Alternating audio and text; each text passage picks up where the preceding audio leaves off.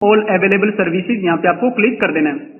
इसके बाद search portal पे जितनी सर्विस अवेलेबल है वो आपको यहाँ पे लिस्ट है वो दिखाई दे देगी। यहाँ पे आपको सारी जो सर्विसेज है वो दिखाई देगी। आपको यहाँ पे लिखना है बीपीएल। सर्च बार में आप जब यहाँ पे बीपीएल लिखोगे तो आपको यहाँ पे मिल जाएगा national family benefit scheme for BPL family. ये जो स्कीम है वो सिर्फ बीपीएल कैंडिडेट के लिए। अगर बीपीएल फैमिली में मुखिया की मृत्यु हो जाती है कोई प्राकृतिक कारण से या कोई बीमारी के कारण से, तो आप इस स्कीम के तहत आवेदन कर सकते हो और ये लाभ प्राप्त कर सकते हो। आप यहाँ पे बीपीएल लिखोगे तो आपको यहाँ पे लिंक मिल जाएगा, इस पे आपको क्लिक कर देना है। क्लिक कर देने के बाद आपके सामने नई विंडो का पेज है वो पॉपअप आपके सामने ओपन होगा, इस तरह का पेज।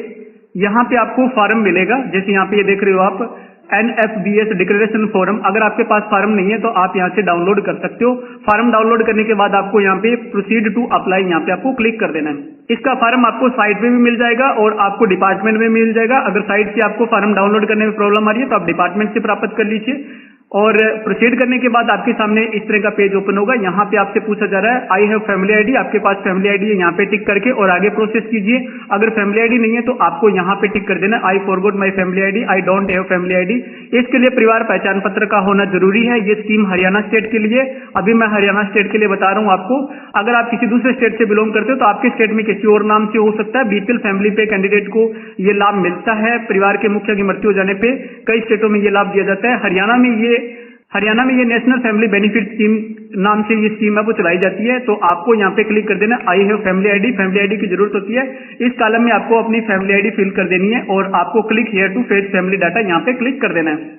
फैमिली आईडी फिल कर देने के बाद आप जब यहाँ पे click here to fetch family data करोगे तो आपको यहाँ पे मेंबर की डिटेल है वो सेलेक्ट करनी है। यहाँ पे आपको एप्लीकेंट की डिटेल यहाँ पे चुननी है। आवेदन किसकी तरफ से कर रहे हो, जैसे परिवार में मुखिया की मृत्यु होगी तो उसकी वाइफ या उसके कोई भी लड़का या लड़की है वो आवेदन कर सकता है। तो आपको यहाँ पे चूज कर लेना कि आप किसके नाम से आवेदन कर रहे हो और इसको ओके कर दीजिए और यहाँ पे गेट मेंबर डाटा यहाँ पे आपको क्लिक कर देना है। इसके बाद आपका जो रजिस्टर्ड नंबर है फैमिली आईडी में उस पर एक ओटीपी मैसेज आएगा। मैसेज आपको इस कॉलम में फिल कर देना है। ओटीपी नंबर इसमें फिल करके और वेरीफाई ओटीपी कर देना है। ओटीपी वेरीफाइड हो जाने के बाद आपको यहाँ पे मिलेगा जो मेंबर आपने एप्लीकेंट है वो वेरीफाइड हो चुका है, जिसे आप यहाँ पे देख रहे हो। और नीचे आपको पूरी डिटेल है वो डिटेल मिल जाएगी, जैसे यहाँ पे नाम और यहाँ पे एड्रेस वगैरह आपको यहाँ पे दिखाई देगा। इस पेज को स्क्रॉल डाउन कीजिए।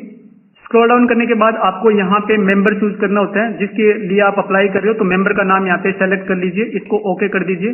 जिस मेंबर की डेथ हुई है उसको ओके कर दीजिए। उसके बाद उस मेंबर की पूरी डिटेल आपके सामने यहाँ पे ओपन हो जाएगी। यहाँ पे आपको सबसे पहले फैमिली आईडी, यहाँ पे मेंबर आईडी और यहाँ पे नाम और यहाँ पे जो पिता या पति है उसका नाम यहाँ पे आ जाएगा। जिसकी डेथ हुई उसके पिता का नाम आपको यहाँ पे दिखाई देगा। यहाँ पे आपको एड्रेस वगैरह यहाँ पे कंप्लीट जानकारी आपको है वो दिखाई देगी। यहाँ पे जो कॉलम खाली है वो आपको 1 बाय 1 करके यहाँ पे फिल कर लेना है। यहाँ पे डिस्ट्रिक्ट तहसील वगैरह यहाँ पे फिल करके यहाँ पे आपको एरिया सेलेक्ट करना है। रूरल है या अर्बन है आपको सेलेक्ट कर लेना है। रूरल या अर्बन आपको यहाँ पे एरिया सेलेक्ट कर लेना है। इसके बाद आप पेज को स्क्रॉल डाउन कीजिए।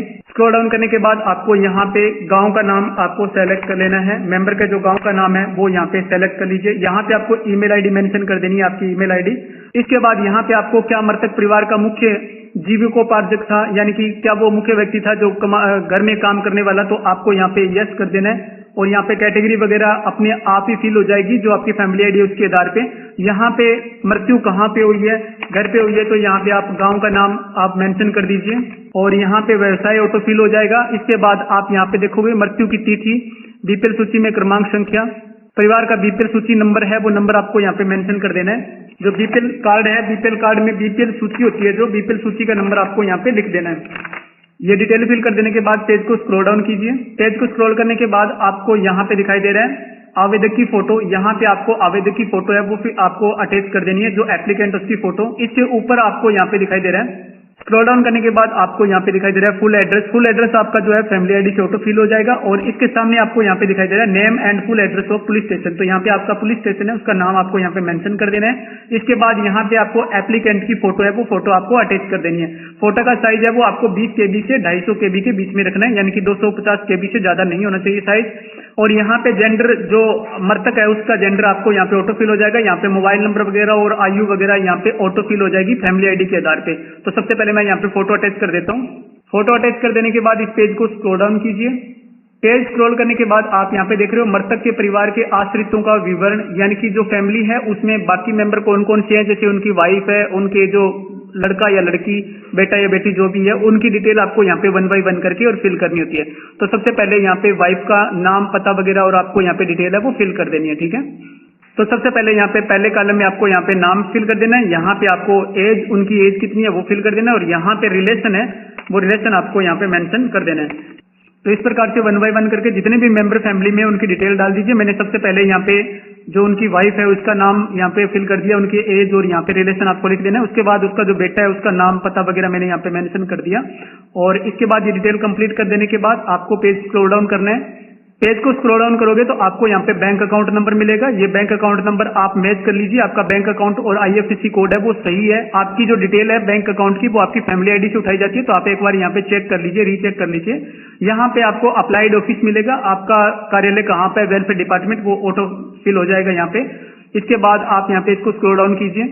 इसके बाद यहाँ पे आपको डिक्लेरेशन मिलेगी, यहाँ पे ये डिक्लेरेशन आप एक बार रीड कर लीजिए और यहाँ पे आपको टिक कर देना है। टिक करने के बाद आप जो कैप्चा दिखाई दे रहा है, कैप्चा आपको इस कॉलम में फिल कर देना है। कैप्चा फिल कर देने के बाद सिंपली आपको सबमिट कर देना है। तो एक बार सबमिट करने से पहले एक बार फार्म को रीचेक जरूर कर लीजिए। रीचेक करने के बाद अगर कोई करेक्शन है फार्म में तो करेक्शन करके आप सबमिट कर दीजिए, अगर सही है फार्म तो सबमिट कर दीजिए। डिटेल सबमिट हो जाने के बाद आपको एक बार फिर से यहाँ पे डिटेल आप चेक कर सकते हो, अपनी पूरी डिटेल है वो यहाँ पे ओपन हो जाएगी। यहाँ पे आप 1 बाय 1 करके चेक कर लीजिए। सबसे ऊपर आपको फैमिली आईडी, यहाँ पे एप्लीकेंट का नाम वगैरह, और ये पूरी डिटेल आपके सामने ओपन हो जाएगी। यहाँ पे आप अपना डाटा है वो चेक कर लीजिए, अगर सारा डाटा आपका सही है, मैच हो रहा है, तो आप इसको प्रोसेस कर दीजिए। अगर सही सारा डाटा सही है तो अटैच एनेक्सर पे क्लिक कर दीजिए। इसके बाद आपको यहाँ पे 1 बाय 1 करके डॉक्यूमेंट अटैच करने होते हैं। यहाँ पे आप ये दिखाई दे रहा है आपको, यहाँ पे सारे डॉक्यूमेंट आपको लगाने हैं।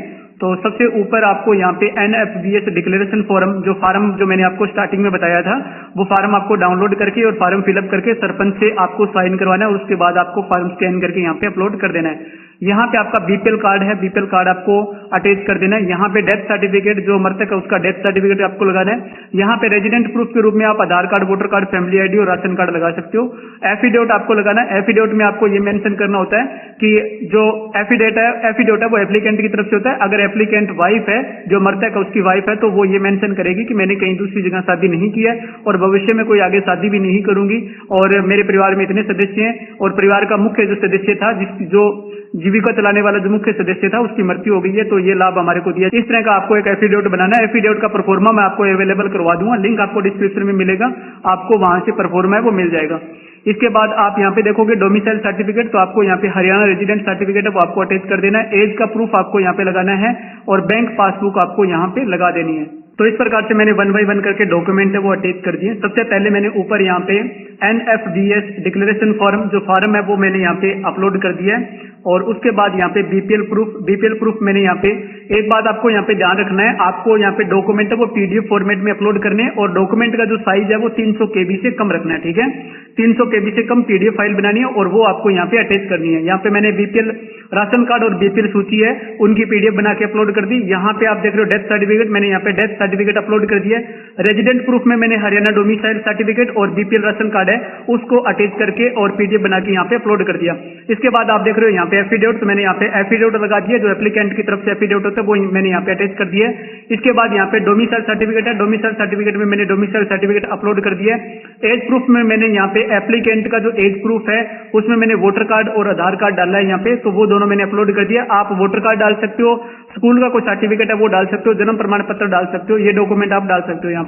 यहाँ पे आप देख रहे हो बैंक पासबुक, तो मैंने यहाँ पे एप्लीकेंट की जो बैंक पासबुक है वो मैंने यहाँ पे अटैच कर दिया है। तो यहाँ पे मैंने 1 बाय 1 करके सभी डॉक्यूमेंट अपलोड कर दिए। आपको ये डॉक्यूमेंट है वो अपलोड कर देने हैं। ध्यान रखना है आपको, इसमें जरूरी डॉक्यूमेंट रहते हैं। BPL कार्ड आपका होता है, death certificate, resident proof, affidavit, और आपको हरियाणा डोमिसाइल जाति प्रमाण पत्र साथ में अटैच कर दीजिए, और एज का कोई प्रूफ आपको लगा देना है साथ में, और बैंक अकाउंट है वो लगा देना है। और एक ये होता है डिक्लेरेशन फॉर्म, ये आपको लगा देना है, सरपंच वगैरह से वेरीफाइड करके ये लगवाना होता है, ये आप लगा दीजिए।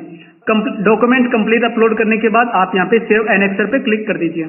इसके बाद आपके सामने इस तरह का पेज ओपन होगा। आप यहाँ पे ये जो ब्लू कलर का आपको लिंक दिखाई दे रहा है, यहाँ पे आपने जो डॉक्यूमेंट अपलोड करे हैं वो सारे डॉक्यूमेंट आप यहाँ पे 1 बाय 1 करके चेक कर सकते हो। यहाँ पे आप क्लिक करोगे तो आपके सामने डॉक्यूमेंट है वो ओपन हो जाएगा। यहाँ पे आप अपना डॉक्यूमेंट है वो चेक कर सकते हो कि आपके डॉक्यूमेंट सारे सही लग गए हैं। तो मेरे यहाँ पे सारे डॉक्यूमेंट है वो सही है, सारे डॉक्यूमेंट सही अटैच हो गए। मैं यहाँ पे फाइनल सबमिट कर देता हूँ। आप इस तरह से फॉर्म अप्लाई करके डॉक्यूमेंट वगैरह चेक करके फॉर्म रीचेक करके और सबमिट कर दीजिए। तो इस प्रकार से हमारा फॉर्म है वो फाइनली सबमिट हो चुका है और ये फाइनल प्रिंट हमारे सामने